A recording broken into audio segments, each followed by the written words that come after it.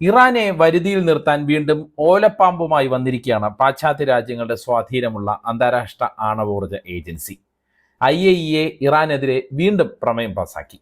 ഈ നീക്കത്തോട് ശക്തമായ പ്രതികരണം നടത്തിയ ഇറാൻ നടപടികളുമായി തിരിച്ചടിക്കുകയും ചെയ്തു. ഏജൻസിയുമായുള്ള എല്ലാ സഹകരണവും നിർത്തുന്നതായി ഇറാൻ ഔദ്യോഗികമായി തന്നെ പ്രഖ്യാപിച്ചു. ഇറാനെ പിന്തുണച്ച് റഷ്യയും ചൈനയും രംഗത്തെത്തി. ഇരു രാജ്യങ്ങളും IAEA സമിതിയിൽ പ്രമേയത്തെ തള്ളി വോട്ടും ചെയ്തു. മാത്രമല്ല റഷ്യയും ചൈനയും IAEAക്ക് മുന്നറിയിപ്പ് നൽകുകയും ചെയ്തു.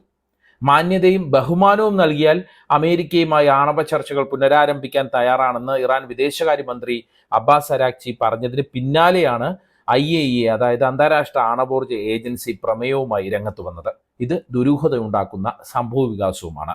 IAEAയുടെ പ്രമേയവും അതിനോടുള്ള ഇറാന്റെ പ്രതികരണവും പശ്ചിമേഷ്യയിൽ പുതിയ പിരിമുറുക്കത്തിന് തുടക്കം കുറിച്ചിട്ടുണ്ട്. ഈ പ്രമേയം അന്താരാഷ്ട്ര ആണവോർജ ഏജൻസിയുടെ നിഷ്പക്ഷതയെ തകർക്കുന്നു എന്നും അമേരിക്കയുടെയും യൂറോപ്യൻ രാജ്യങ്ങളുടെയും പരാജയപ്പെട്ട നയതന്ത്ര നീക്കങ്ങൾക്ക് മറപിടിക്കുന്നത് ആണ് എന്നും ഇറാൻ കുറ്റപ്പെടുത്തിയിട്ടുണ്ട്. പാശ്ചാത്യ സമ്മർദ്ദത്തിന് വഴങ്ങി തങ്ങളുടെ നിയമപരമായ ആണവ അവകാശങ്ങളിൽ നിന്ന് പിന്നോട്ടു പോകില്ല എന്ന് ഇറാൻ ആവർത്തിച്ച് വ്യക്തമാക്കുകയും ചെയ്തു. ചുരുക്കത്തിൽ IAEA പ്രമേയം ഇറാനെ വളരെയധികം പ്രകോപിപ്പിച്ചിരിക്കുന്നുവെന്ന് വ്യക്തമാവുകയാണ്.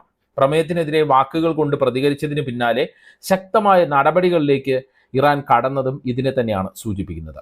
എന്തൊക്കെയാണ് ഇറാൻ നടത്തിയ മറുനീക്കങ്ങളെന്ന് നമുക്ക് നോക്കാം.